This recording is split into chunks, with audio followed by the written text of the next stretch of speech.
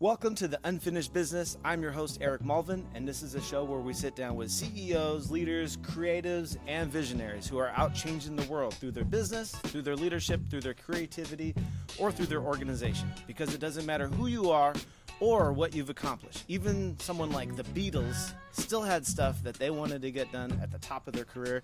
And so we explore those stories here today on Unfinished Business with Eric Malvin. Where people in tech connect to amplify unfinished business. Human intelligence plus AI.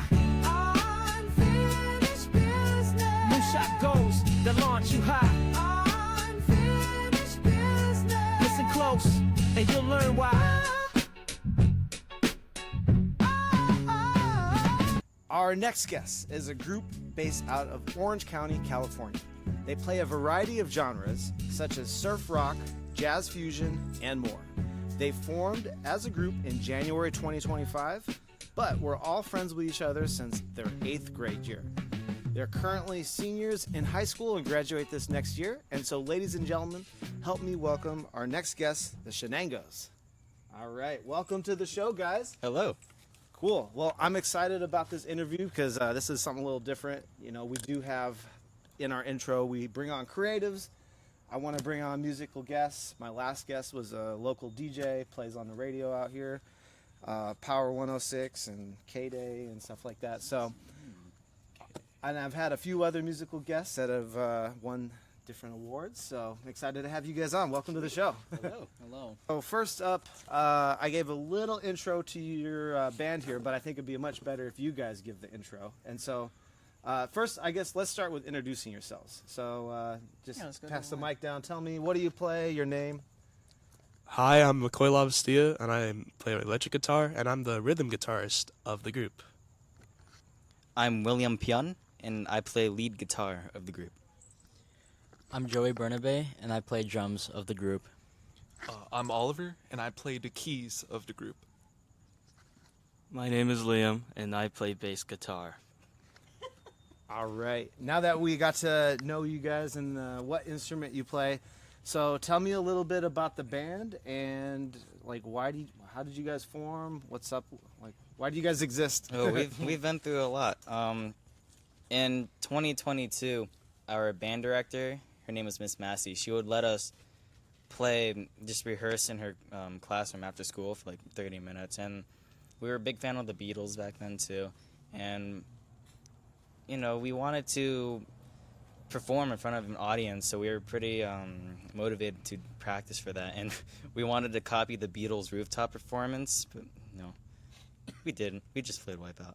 But fast forward to 2025, our drummer here had a little inconvenience with his other band, so he asked us to help, and you know, we played the same Wipeout song for the talent show. Actually, that's when we formed for that. You want to tell the story about that? Yeah. So, in January of 2025, our school was having a talent show, and I was set to play a cover of Heart Shaped Box by Nirvana with a different group, but everyone bailed last minute. So literally a couple of days before the performance, I believe, I asked these guys if they wanted to perform with me, like as an emergency backup performance, and it actually worked out really well, and that's how we were formed. We had one rehearsal for that. Yeah. There's a video out there somewhere. So one rehearsal, and you did your first live performance together as a Yeah. band. What made you guys be able to click so well? Have you practiced, jammed out before? Yeah, we have. In our 8th grade year, we performed for this mandatory school thing. It was the Festival of Learning. Yeah. It was just us four that played it, and including another member. He wasn't in yet. Sorry, McCoy. Oh yeah, I joined pretty late. But we played that Wipeout song, and we were still familiar with it for the talent show. So all we had to do was just refamiliarize ourselves with it, and just one rehearsal, and that was it. Really good. Have you guys thought, like, because you all met, minus you maybe, did you all meet in 8th grade? We were met. friends with him, but So He wasn't. Random kid. Yeah, he wasn't into guitar at that time yet. Like, Did you get him into guitar just to join the band, or how did that work out? how do you do that, McCoy? So I bought the Stratocaster like literally the last day of school back in 8th grade because I wanted to learn guitar because these guys are pretty inspiring. But it took a really long time for me to get into it, so I think January 2025 was when I actually decided to do it properly. That was 8th grade, and then January 2025, you were what? Sophomore year, right? So it took like, Yeah. so it sat on the shelf for like 2 years. Oh yeah, the strings are pretty rusted. Yeah. This is fun. And then what made you finally pick it up and say, all right, I'm going to do this? We needed a rhythm guitar. Oh yeah, they need a rhythm guitarist. I was like, So pressure from these guys over here. their previous rhythm guitarist was gone, and I had a guitar lying around, so I decided, why not play it? And I think it was, what was the first song we played? Great Balls of Fire. Oh yeah, oh for that one, I was on a piano. Yeah, Yeah, wait, what song? Sleepwalk you played, right? the first song that I ever properly played with these guys was Sleepwalk. It was pretty good. It was fun. Was it worth it? Oh yeah. All right. So, and they didn't make you audition. You were in instantly. Pretty much, yeah. Oh yeah, they just picked me up. All right, cool. So what was it like? I mean, were you guys all into music in 8th grade already? Yeah, we were all in the same band class together. Oh, you gotta hold the mic. Oh. Yeah, we were all in the same band class together, so that's pretty much how we knew each other. I was asking you guys about like, were you into music 8th grade? So already you guys were into music in the 8th grade. It Yeah. wasn't, and so that's how you guys all met up, was because of band then? Yeah. Okay. And did any of you guys think, hey, we're gonna be in a band one day at that time? Not at all. Like, We had a previous group. It was oh goodness. Oh goodness. We were called The Roots.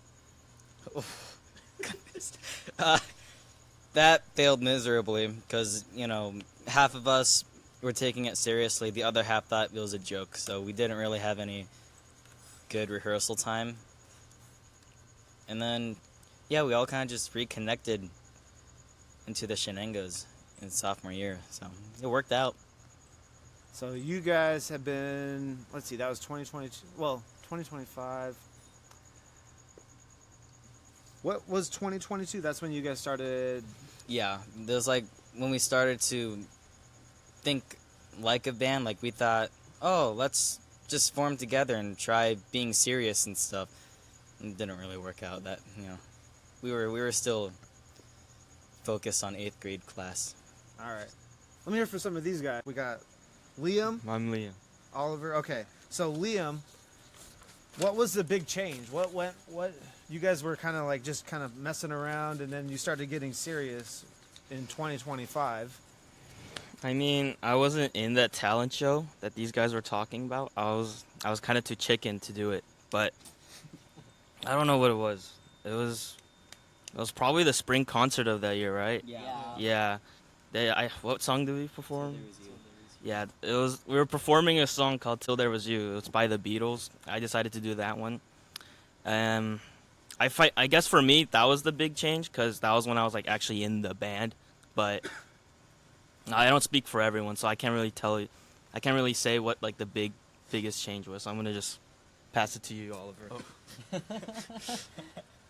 Well, yeah, I mean, I guess, yeah. All of us had different changes at different times. Like, me personally, I was in, like, a bunch of smaller groups outside of this one. So, yeah, just different moments in our life just changed how we viewed music. Yeah.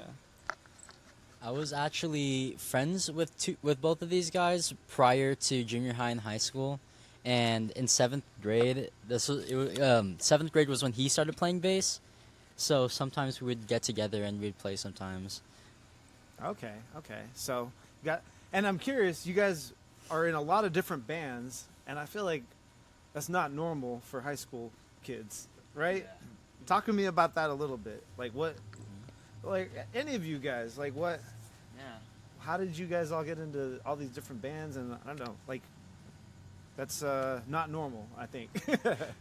I'm in like how many? Like 4 different bands, Yeah, and that's that's a just lot. because that's just because I like playing other genres of music too, like surf music and jazz fusion and all that stuff isn't like my top. Like my main stuff is stuff like all like alternative rock and all that kind of stuff. So I have other bands for those, and then these are the guys I go to when I want to do like surf or jazz fusion or funk or anything like that. So let's talk about that for a bit too, because it's not only are you guys like unique that you're in a band, but your choice of inspiration, right? Like Beatles, okay, that's not too. I mean, they're pretty popular. Some of the other bands, the Ventures, is that how you say? Yeah. And I had to be honest, I'm not familiar with the name, but then when I looked up their music, I'm like, oh, I know all this music. Everyone's heard it, maybe just not familiar with the artist. And then there was another one Joey had mentioned that's a Japanese, I'm going to butcher the name. How do you say it? Masayoshi Takanaka. Thank you. So you got some really fascinating inspiration to like kind of build your music around, which is again not normal. Most people, I feel like most people, what kind of music are they singing that are in high school? Not what you guys are doing. Not- I can name a few. Well, here. Over to you. So typically your generation, your age, what kind of bands are they, like what kind of music are they doing? A lot of performative music, like bossa nova, leve, and Claro, and Junia. Wait, no, that's the Levy's sister. All right, Oliver, you know more music than I do. Sabrina Carpenter. Yeah. Yeah, no, just yeah. But there are some other people and my other groups of friends that play this. Some of them play the same music. Some of them play like the other genres that I'm more familiar with. Like I have a friend that's in a metalcore band, so there's other stuff like that too. But I don't think it's like the main majority of what people our age would usually play these days. Yeah, so how did you get into this genre style of music? Me personally, I got into this because the Beatles was the first band I started with when I started playing musical instruments. So I've loved them for a really long time. My 5th grade teacher, his name is Mr. Hunt. Hi, Mr. Hunt. We were doing this like music appreciation topic, and he put on the Ed Sullivan show, and he had the Beatles on it, and I really liked it, so I just went home and I listened to it on repeat because I enjoyed all the melodies and the harmonies and the guitars and stuff. And that's when I started getting into the Beatles. I'm a big fan of that 60s rock. Yeah, that's pretty much how I got into that stuff. But all of you guys at the same time just got into it, or was there one person that like pulled you on, like, yo, I just listened to this Beatles album, you got to listen to this thing? You know more about that, Joey. But I guess you have a different angle because of your appreciation for music. Like, you're not listening to it like, whoa, this is like good music. But, like, you're listening to it from different perspectives. Like, listen to this artist, or listen to this part of the drummer, or listen to this part of the song, right? I actually have a kind of funny story that took place a very long time ago. In 5th grade, when I started playing guitar, like I said, the Beatles were the first band that I loved. So there was one time he was the only other musician that I knew, and I tried to force him to play bass, and he quit. Why did he quit? I wasn't into that style of music. I mean, I learned to like it more, appreciate it, but at the time I was more into, a lot more complex. Sabrina Carpenter? No, way more complex music. Like, I don't know, like jazz in general, like,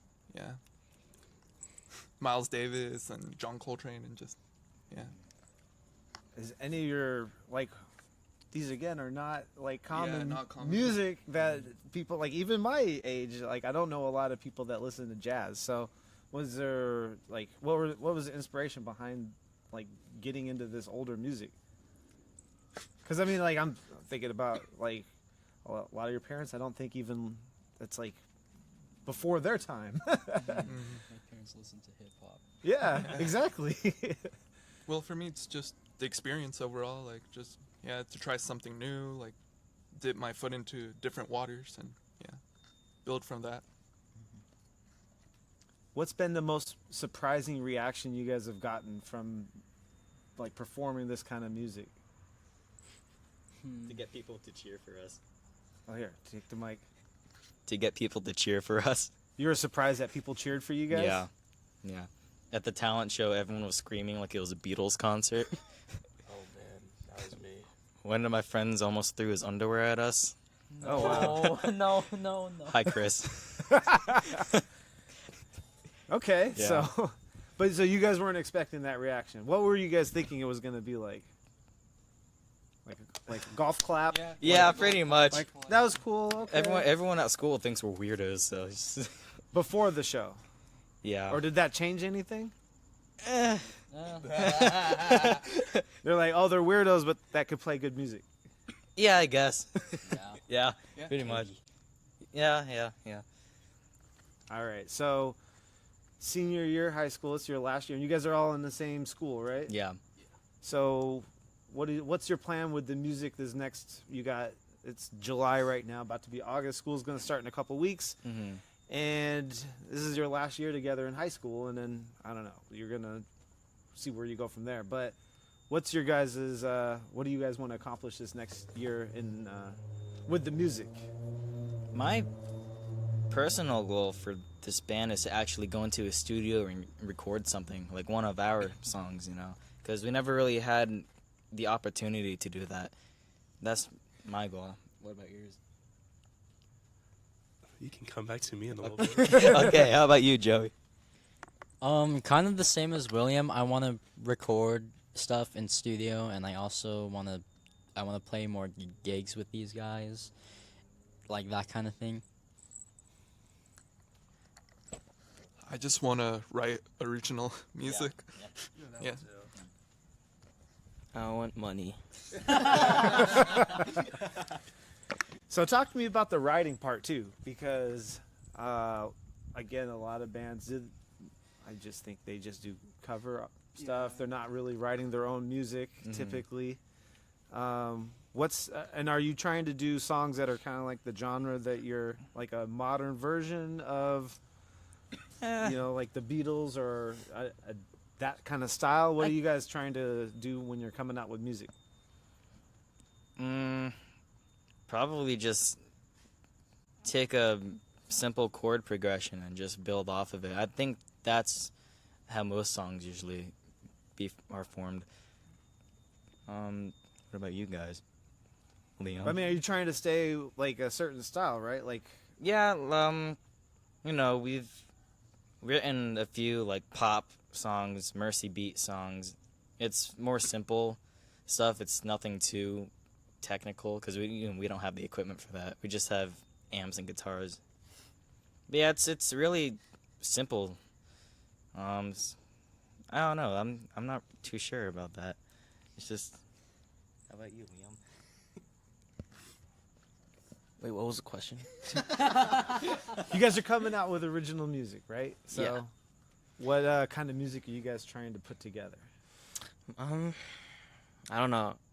Probably music that's like simple enough to be like friendly towards like many different audiences. Like we don't want to make things too like complicated, because I remember like I was in a phase where I wanted to like put every instrument in every song, but obviously we don't have those resources. But I think the goal is just to make more simpler, but also like hey, this song is kind of like it's kind of catchy kind of thing. Like Something that lands, but like isn't. yeah, Yeah. like something that's not repetitive, but something that's Like whatever genre works, as long as it lands and is not over the top. Right? basically just to keep things simple, essentially. So you're keeping it open. We'll see. Do you have any? Back to you. Oh yeah. You guys never went back to me on the whole goal thing. I kind of just want to be like play for fun. It's a bit boring out there. Yeah. I also want to be known. Yeah. All right. Well, where can we go with that? Social media. Do you guys have any like social media accounts for the band at all? Yeah, we have one that's made on Instagram. It's called the Chenangos. Just that it. Yeah. We posted like a couple videos. This guy made like 3 posts today. Yeah. Yeah, they're just graphics of our like concerts. It's pretty cool. Well, you guys are just starting out, and I mean, you're in high school. There's no pressure. You don't have to put that kind of pressure on yourself. But I do find, there's a lot of people that watch the show that don't know much about your guys' generation. So, how do you guys feel about like social media? Is there pressure now to like perform on social media? Like now you got to show a certain face on there. I don't know. How do you feel about it? Because I grew up with no social media, and then I had Facebook and all that, MySpace, and I know a lot of people aren't so thrilled with it. We're like, do we need to do that? But that's a way to get your name out there. Yeah. So it's a double-edged sword. But how do you guys feel about social media? I think we don't really have to be competitive. I just want to be like, if it caters to like a good, like a crowd that likes our music, then hey, we're happy about that. I think it's become really hard with social media, like if you want to start advertising and stuff, and like advertising your music, because back then if you want to get like a record deal, you just sent in a demo to the record company and then they reply to you and say, hey, we like that. But It's a lot easier. yeah, with social media the standards are so much higher. It's almost impossible to get recognized if you're like a small group like us. Not only are the standards like so high, but they're changing. They are changing. Like what? Like what's give me an example. No, like something that may have worked like 5 years ago may not work now. So like Yeah. you just constantly have to adapt to whatever the climate mainstream. is. It's the economic market. I also think that's something interesting about social media is that, like, if you think about it, like, there's no really a mainstream band that has been put out there by social media. Like, if you think, like, trying to think of, like, a song that's on the radio or is popular, like, that song or that band, like, I don't think their voice really came from social media.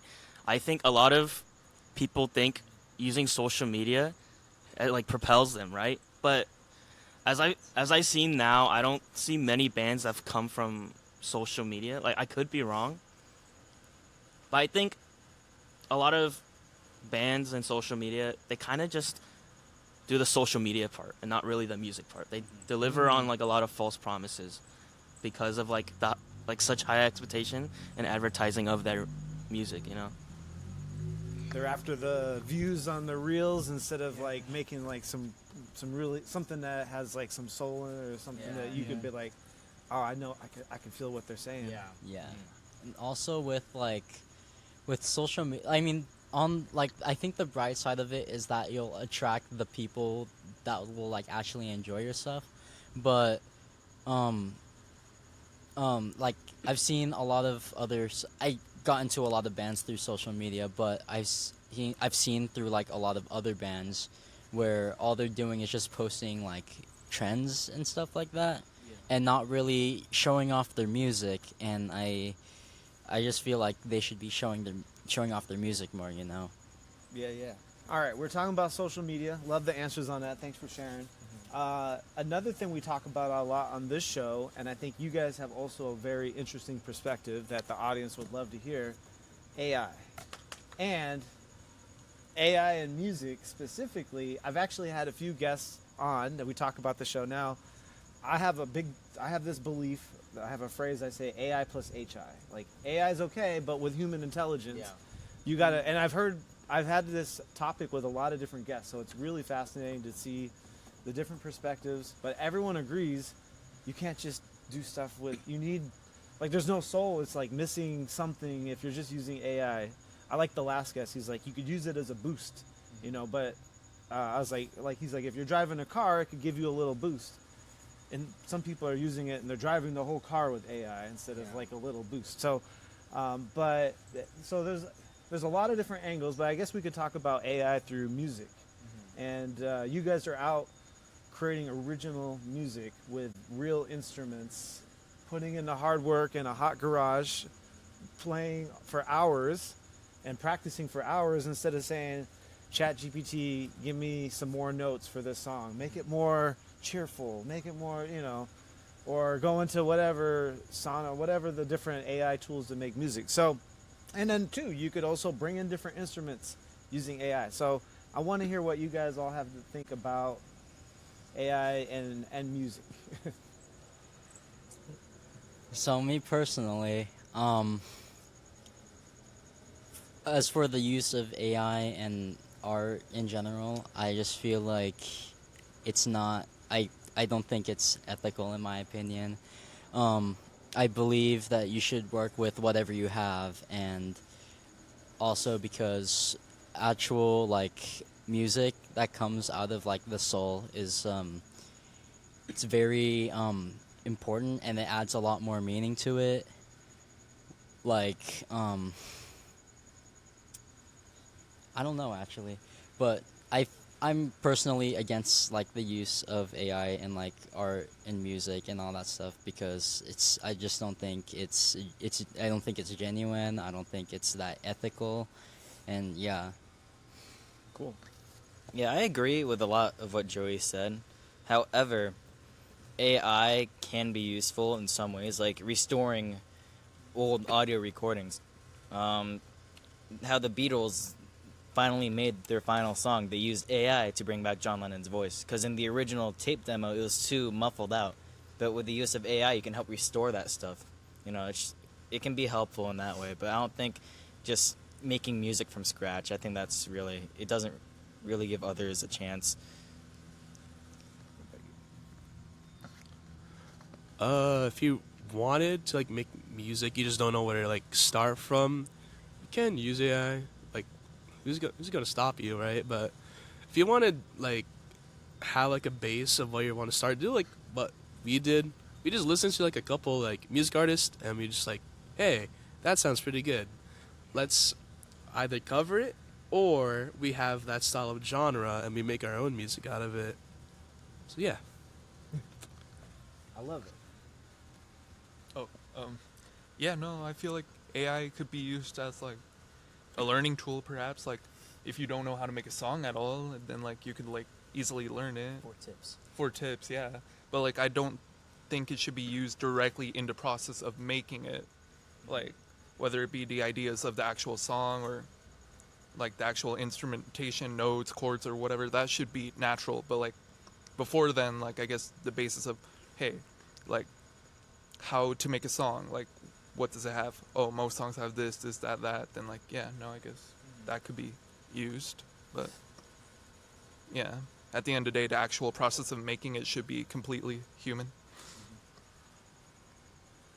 Yeah, I agree with Will with how AI could be used to restore old music, like lost music, but in the actual creation of music, in my opinion, I don't think AI should be used like at all. Like that might be controversial, but I just think like the way how you said like using AI and asking them for like advice, like sure, like I guess that could work, but I feel like asking advice from like another musician is more valuable because of their experience.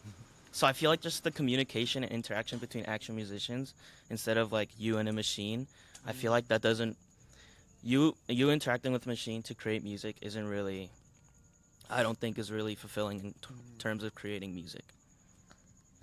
I appreciate all your answers. That's an awesome perspective.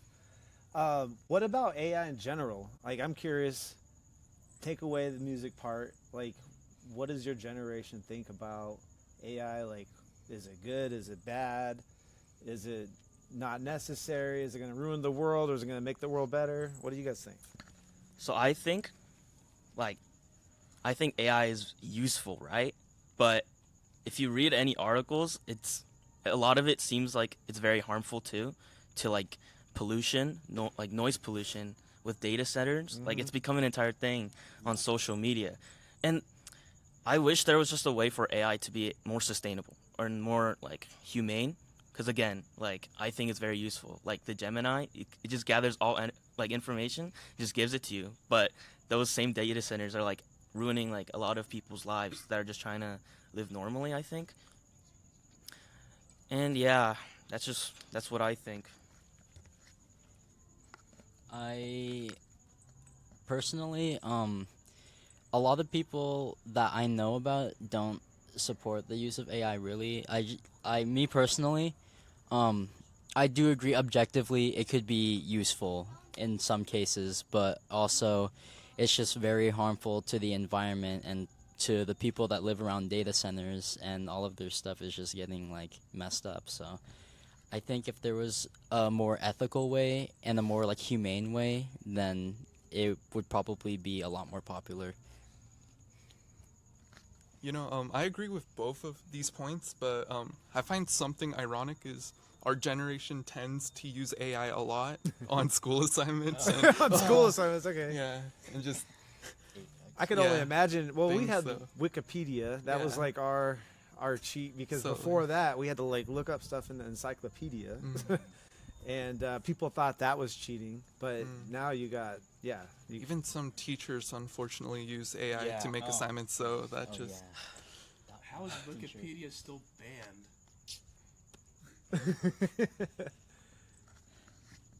I'm afraid for those doctors and those going into the medical field.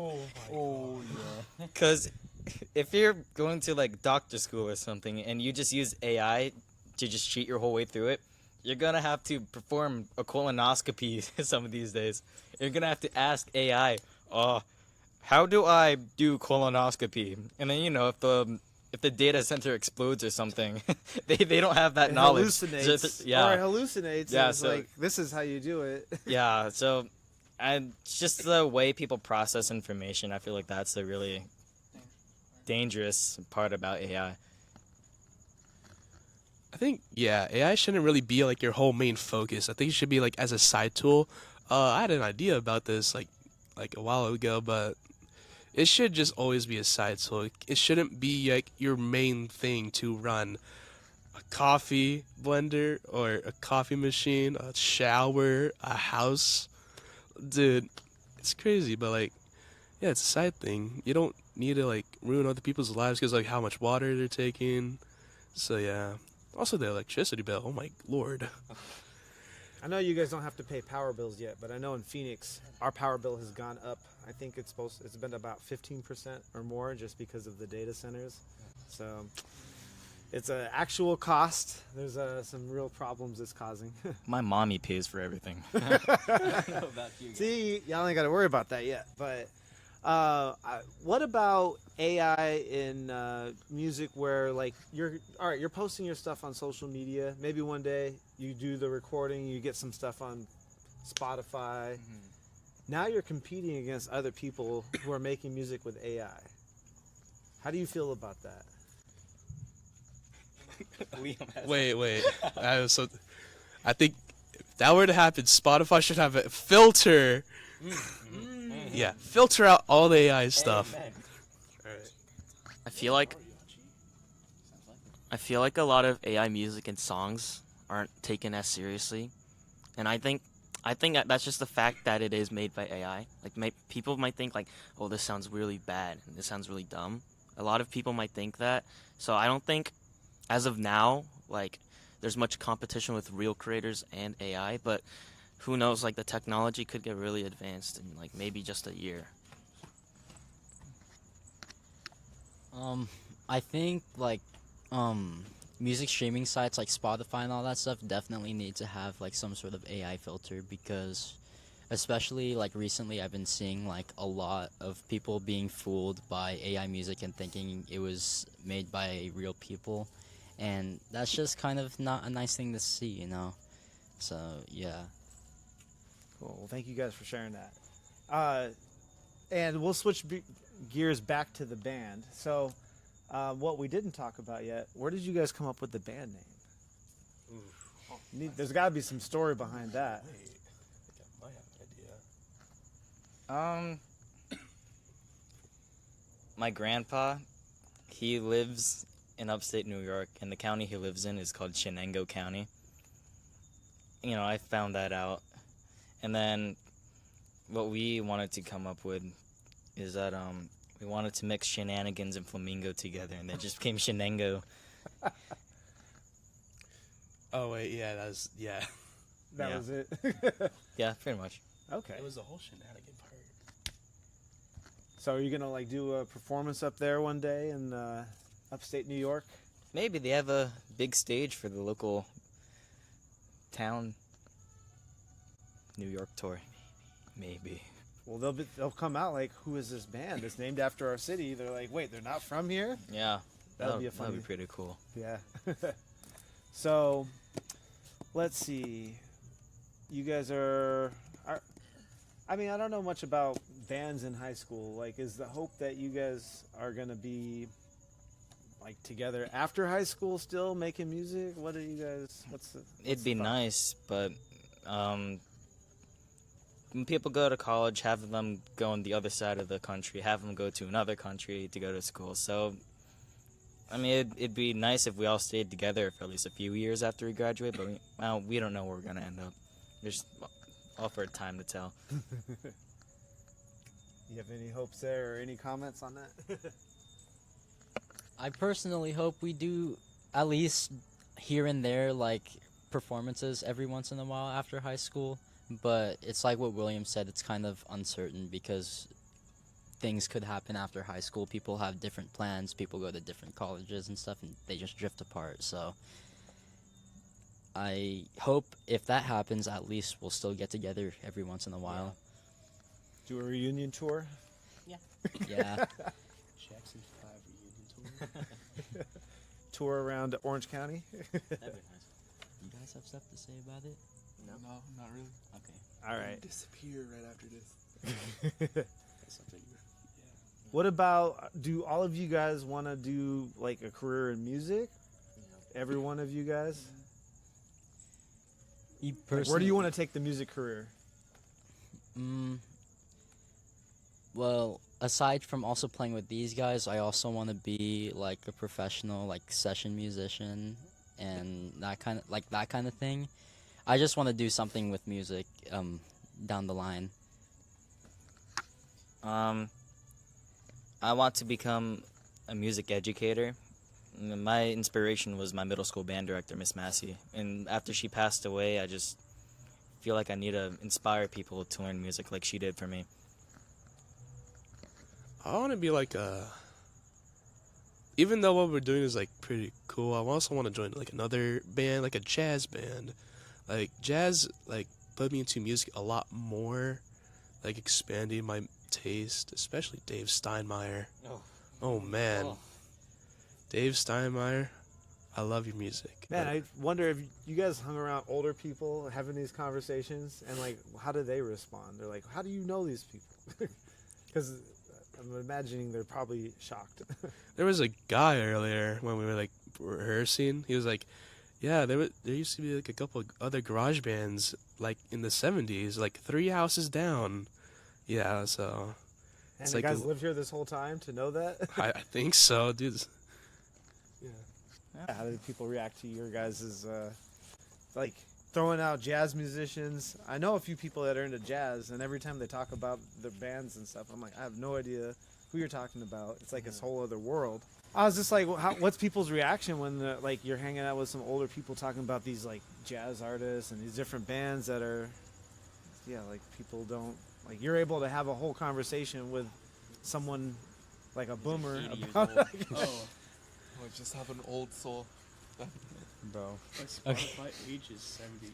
Oh wow. There's an age on there? Yeah, Like- Spotify Wrapped just Yeah, shows there your Spotify age.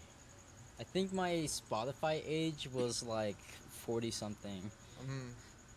But I don't know. I've been doing music for so long. I'm just kind of used to other people not being shocked about the fact I listen to the music that I do, or like I am into like the bands that I'm into, or like I play like, cause my mom was the one that like got me into like all of the music I like right now, and also my aunt was she was a drummer like 30 years ago, so she also knew like all that stuff too. So I kind of just grew up with it. Ooh, how about you guys? Anything else to add? I just play saxophone, so people just assume I would know Careless old whisper. people.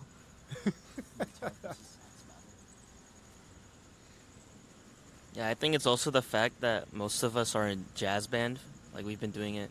Like some of us have been doing it for 1 year, some of us have been doing it for 2 years. So I think just doing that, like it's given us a lot of knowledge of old artists. Cool. Well, we're getting close to the end of the show here, and there's always a question I ask the guests. This one's a kind of interesting one, and it could go a couple different angles, and maybe you could just hear from each one of you guys. But the show is Unfinished Business, and I bring on people who have accomplished a lot in their career, a lot in their business, running like $100 million companies, people who have won Emmys for their work, won different awards, businesses that have 1 million people using their business. But with you guys, you're just starting. You're like still in high school. Yeah. Your story is like barely even written. So, but the question, unfinished business, for you guys, I guess it could be like, well, the one question I ask the people is like, what's that big thing in your lifetime that you'd like to be able to accomplish in music? So I guess that could be the question for you guys, is like, because I could hear with the band, you know, we'll see what ends up happening. You got your season that you're in right now. So I don't think, the goal is to go triple platinum with the band, you know, necessarily. Maybe, who knows? But in your individual careers in music, you all want to do music. Like, what's your goal? What's your big goal that you'd like to be able to do in your lifetime? I want to be able to teach generations of kids how to appreciate music and how to embrace and play it. Oh man, I want to be like an outstanding trombone soloist like David Steinmeier. Oh man, I love your work. I want to spread my music out to the world, I guess. I want people to know my music. I want to get people into music. I want to inspire people. And like what William said, I want to make people like appreciate like music and all that kind of stuff. No? Oh, okay. I just want to play whatever I enjoy, and if people resonate with it, well then, I'm glad. Regardless, no really much of like goal for fame or for money or for anything, just personal enjoyment. I don't think I really see myself in a future where I keep going with music.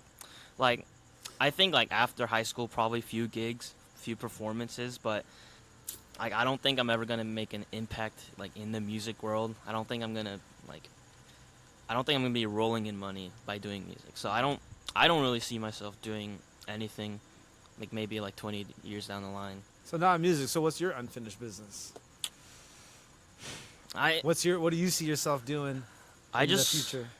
I don't know. I think the most ideal future for me is just to live comfortably. Like, to have, like, a stable job. Like, I don't know what job I want, but I just want... Like, I don't think I want to live a life full of excitement, full of, like constant things happening. I kind of just want to live a more comfortable life at the end of the day. Yeah, that's a good goal to have, too. So, cool, guys. Well, thank you for sharing all your perspectives. And really love hearing everything you had to share about music, about AI, about your band, your history. And if people wanted to check out the band, I think you mentioned the Instagram. Is that the only place to find out about your music? Yeah. And if you guys want to, you could also drop your personal social media if you want anyone to follow you there. If you're you don't have to, but well, we put the graphics on the screen, and then we could put links in the show notes. So if you want, here's your chance. If you want to have people find it. Follow Dr. Heat on Instagram. Follow Professor Leukemia. This guy is my producer. I have another band. Our band is called Ripstick. Yeah, it would be cool if more people got to know that side of my musicality. Follow the Chenangos, all lowercase, all put together, no spaces, and no E at the end. And William Saxington with 3 I's at the end. I don't post much, but I have an Instagram account called Just Period McCoy. The period is a dot, not the whole word. All right. I might post some music in there, but it's been pretty inactive. Is it just dot? Just dot McCoy. Yeah. Oh, okay. All right, guys. Well, and if for people watching, if you guys like today's episode, you want to hear more amazing interviews from people like musicians, from business leaders, from nonprofit leaders, from all kinds of people, make sure you follow @BizWithEric on social media and look up the podcast. We're on Apple Podcasts, iHeartRadio, Spotify, anywhere you listen to podcasts. Unfinished Business with Eric Malvin.